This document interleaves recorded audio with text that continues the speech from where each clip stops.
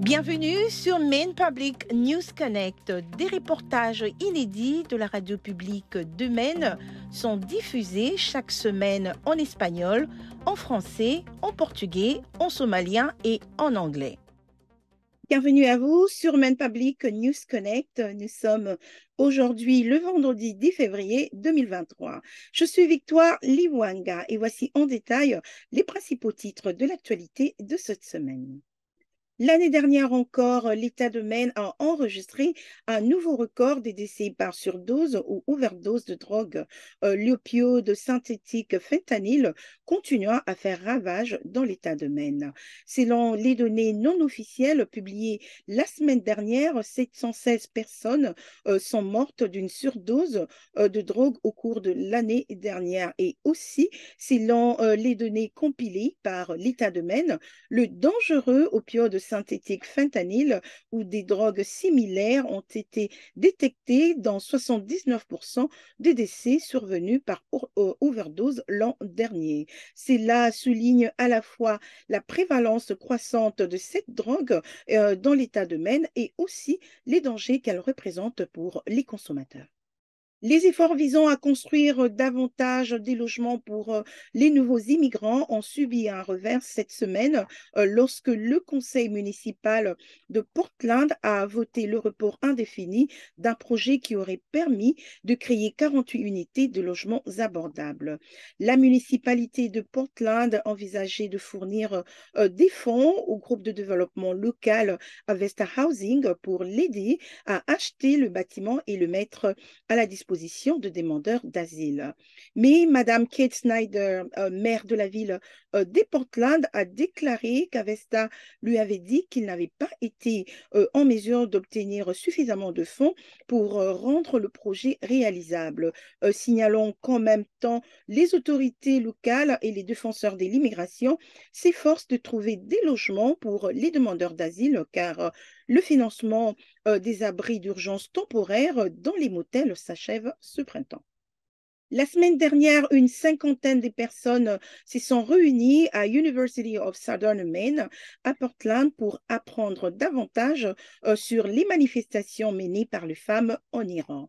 L'événement a réuni un panel de 3 Irano-Américains vivant dans la ville de Portland qui ont discuté de leur relation avec l'Iran et de la manière dont les gens d'ici peuvent aider les manifestants. Les panélistes ont ajouté qu'une des choses que les habitants de l'État de Maine peuvent faire est de contacter leurs dirigeants élus et de leur demander de tenir le gouvernement iranien responsable des violences commises contre les manifestants. Signalant que des manifestations massives ont lieu en Iran depuis qu'une jeune femme est morte après avoir été arrêtée et apparemment battue par la police en septembre dernier. Une nouvelle exposition dans un musée d'histoire dans la cité de Lewiston se concentre sur l'intersection de l'immigration et de la race au centre de l'État de Maine. Le nouveau projet présente 10 entretiens d'histoire orale avec des résidents noirs de la ville de Lewiston, y compris des immigrants et des personnes noires qui sont nées dans les Maines.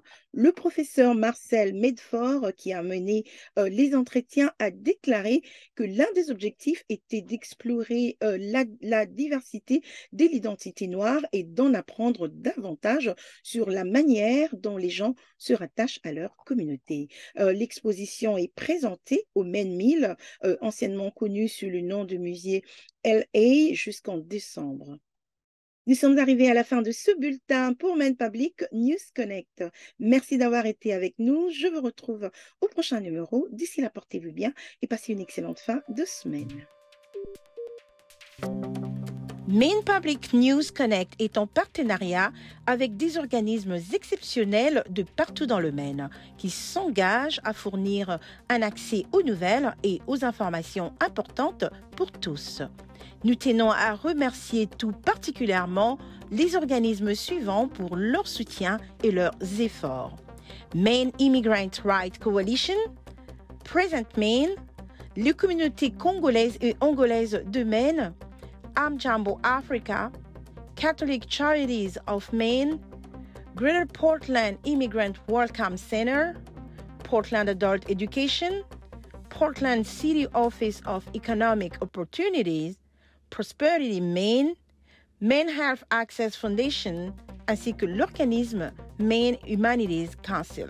Maine Public News Connect est rendu possible par des donateurs individuels, des entreprises et des fondations de partout dans le Maine, en particulier Coastal Enterprises, Seaport Credit Union, Hannaford Supermarket, IDEX, Kou et Patricia Ewan, Maine Health Access Foundation, Maine State Housing Authority et Sam L. Cohen Foundation. Nous vous remercions pour votre précieux soutien. Maine Public News Connect est aussi rendu possible par Kou et Patricia Ewan qui s'engagent à combler les différences culturelles dans nos communautés. Juntos. Ensemble. Warajir. Junto. Seaport Credit Union. Together. Chez Maine Housing, nous savons qu'un logement abordable est primordial. Notre programme de prêt pour l'achat d'une première maison offre aux habitants de Maine des taux d'intérêt réduits et une aide de fonds pour l'achat des propriétés aux multiples appartements. Et pour en savoir plus, consultez les sites internet mainehousing.org. Hannaford Supermarket, qui célèbre la diversité de ses employés, de ses clients et de ses communautés et s'engage à favoriser un environnement accueillant. Ensemble, ils sont plus grands que des produits d'épicerie. Et pour en savoir plus, rendez-vous sur le site internet www.hannaford.com. Si vous souhaitez également soutenir ce projet, veuillez contacter Corey Morrissey au 207 232 02 41. 207 232 02 41.